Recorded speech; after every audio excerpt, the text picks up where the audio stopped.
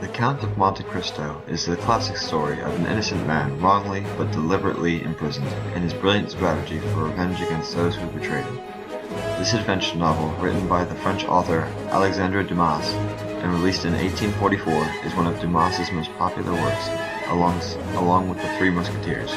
This story takes place in France, Italy, and the islands in the Mediterranean during the historical events of 1815 to 1839, the era of the Bourbon Restoration throughout the reign of Louis Philippe of France. Dumas wrote that the idea of revenge in The Count of Monte Cristo came from a story in a book compiled by Jacques Pichot. Dumas included this essay in one of the editions from 1846.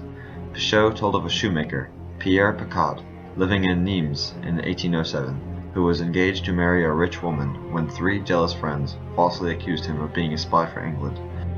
Now to the actual plot of The Count of Monte Cristo. In 1815, Edmond Dantes returns to Marseille to marry his Catalan fiancée Mercedes. Leclerc, a supporter of the exiled Napoleon I, found himself dying at sea and charged Dantes to deliver two objects: a package to General Bertrand, exiled with Napoleon Bonaparte on Elba, and a letter from Elba to an unknown man in Paris. On the eve of his wedding to Mercedes, Fernand, Mercedes' cousin and a rival for her affections, is given subtle advice by Dantes' colleague, Danglars, who is jealous of his rapid rise to captain, to send an anonymous note accusing Dantes of being a Bonapartist traitor. Caderousse, Dantes' cowardly and selfish neighbor, is drunk while the two conspirators set the trap for Dantes, and while he objects to the idea of hurting Dantes, he stays quiet the next day as Dantes is arrested, then sentenced, even though his testimony could have stopped the entire scandal from happening. Villefort, the deputy crown prosecutor in Marseille, while initially sympathetic to Dantes, destroys the letter from Elba. In order to silence Dantes, he condemns him without trial to life imprisonment. After 6 years of imprisonment in the Château d'If, Dantes is on the verge of suicide when he befriends the Abbé Faria, the mad priest, a fellow prisoner whom he hears trying to tunnel his way to freedom. Faria's calculations on his tunnel were off, and it ends up connecting the two prisoners' cells rather than leading to freedom. Over the course of the next 8 years, Faria comes to give Dantes an extensive education in language, culture, and science. He also explains to Dantes how Danglars, Fernand, and Villefort would each have had their own reasons for wanting Dantes in prison. Knowing himself to be close to death, Faria tells Dantes the location of a treasure on the island of Monte Cristo. When Faria dies, Dantes takes his place in the burial sack, moving the corpse to his own bed through their tunnel.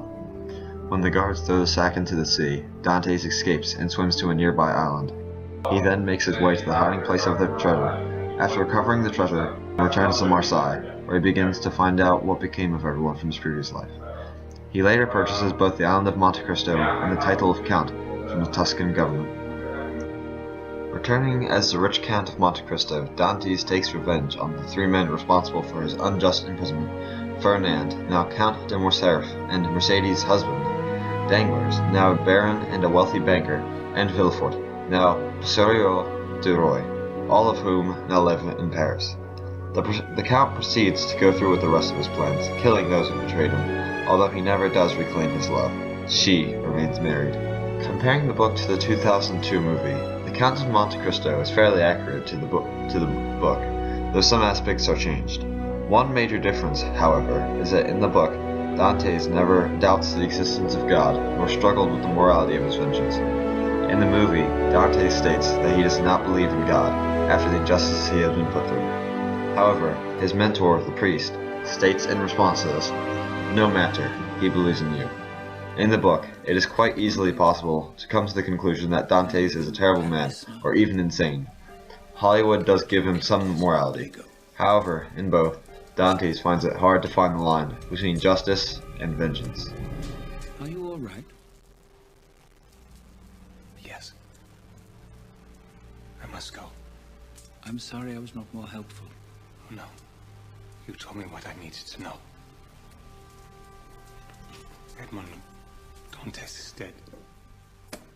Some points of the story do reflect Dumas's life. Dumas was held as a prisoner of war during the French Revolutionary Wars on his return to France. During his 2 years of imprisonment, his health diminished greatly. He worked for Louis Philippe, writing articles for magazines and plays.